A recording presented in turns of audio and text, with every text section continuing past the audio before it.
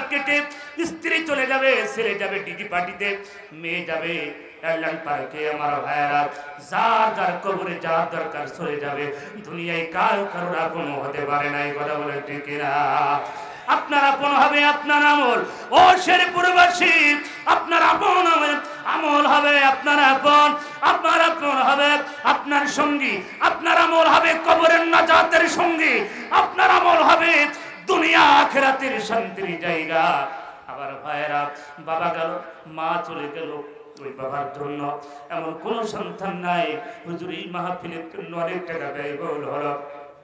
মাদ্রাসায় গেলে এই মাদ্রাসা প্রতিষ্ঠানে দুনিয়ার সরকারি কোনো বাজেট আসে না, জনগণের বাজেট দিয়ে মাদ্রাসা চলে।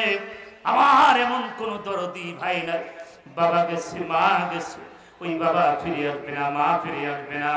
বাবার জন্য মায়ের জন্য 10,000 টাকা 20,000 টাকা দেওয়ার মতন আল্লাহর কোন গোলাম এই ময়দানে যদি আমি পেয়ে যাই, কয় মিনিটের ভিতরে আমি শেষ করে দিব। কে আছেন সেই ভাইয়েরা, সৌভাগ্যবান ব্যক্তি? আমি মুসাফির মানুষ, গুনাহগার হতে পারি। এই হাত দিয়ে কাবার গিলাফ বারবার ধরে চিরে বাজান, বারবার কাবার গিলাফ ধরে আল্লাহর কাছে চোখের পানি ফেলে কেঁদেছি। আমার ভাইরা, তো মিস্টেক হবে না, আমি গুনাহগার হতে পারি, মুসাফির এই হাত দিয়ে কাবার গিলাফ ধরেছে।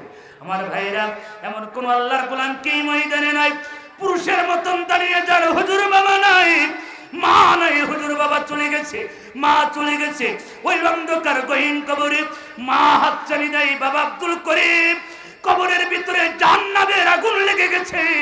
ওই কবরের ভিতরে দুনিয়ার একটা রাসেল ভাইবার সাপ, বিষাক্ত সাপের দমনে দুনিয়ার মানুষ ভয়তে বাড়ি ছাড়তেছে, ঘর ছাড়ছে। ওই কবরে বিষাক্ত বিষাক্ত সাপ দংশন করবে, কিতাবের ভিতরে আছে একবার দংশন করলে 70 গড় পাখির নিচে চলে যাবে, আবার ওঠানো হবে। একবার কামড় দিলে 40 বছর বিষের যন্ত্রণায় ছটফট করতে থাকবে। ভালো ভাই, ওই কবরটা ভয়ঙ্কর জায়গা। রাসূল বলেন কবরটা হচ্ছে ইমিগ্রেশন কাউন্টার, কবর হচ্ছে প্রথম স্টেশন। কবর থেকে যারা বেঁচে যাবে তারা প্রত্যেকটি জায়গা থেকে বেঁচে যাবে। এমন আল্লাহর কোন গোলাম এই ময়দানে আমি দেখতে পাবো না। বগুড়াবাসী একটু দ্রুত করেন, হুজুর অল্প সময়ের ভিতরে চলে আসবে।